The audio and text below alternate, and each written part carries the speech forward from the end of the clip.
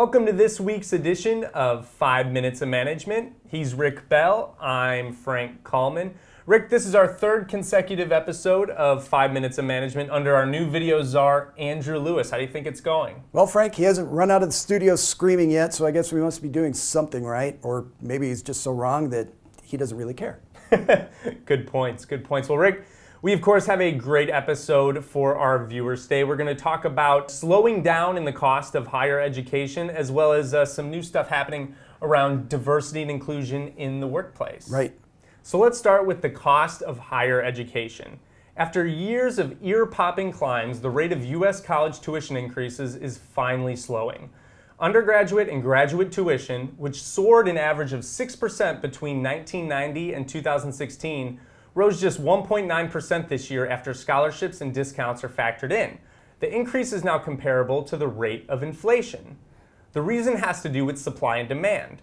There are fewer young people interested in college, while the number of available spots has stayed about the same. Don't expect the stagnant pricing to last for long, however, according to courts.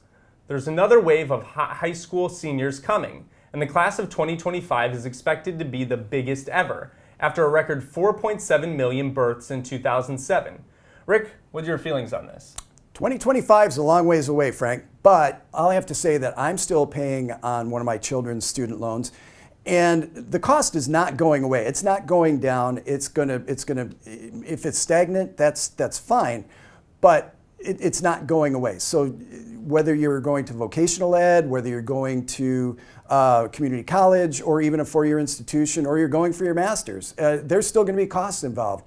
And I credit organizations and companies for providing relief for their student loans and for helping out with stipends and everything. So I think it's those costs just aren't going away. You know, Frank, we're pretty politically agnostic here on 5 Minutes, because we talk about management. But let's talk about President Trump's recent order to ban transgender people from serving in the military. This bombshell comes the day after 250 CEOs pledged to advance D&I in the workplace through the CEO Action for Diversity and Inclusion Coalition. You know, Frank, there are 1.4 million service members actively serving right now in the military. And the president is going to ban transgender people from serving?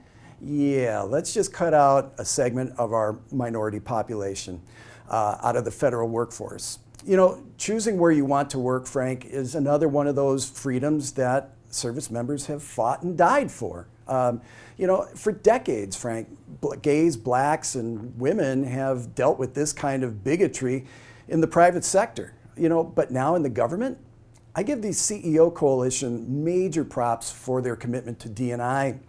And they're going to be sponsoring a CEO Action for Diversity and Inclusion Summit in November. Timely, I'd say. Frank, there's no doubt that this agenda item will be number one on the summit's table. Yeah, Rick, they're people too. Let them serve. That's where I stand. I encourage the CEO Council to do what they can to get rid of this policy.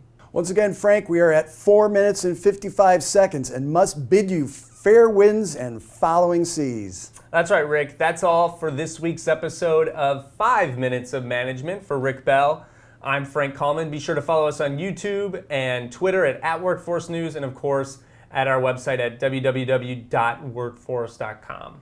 See you next time.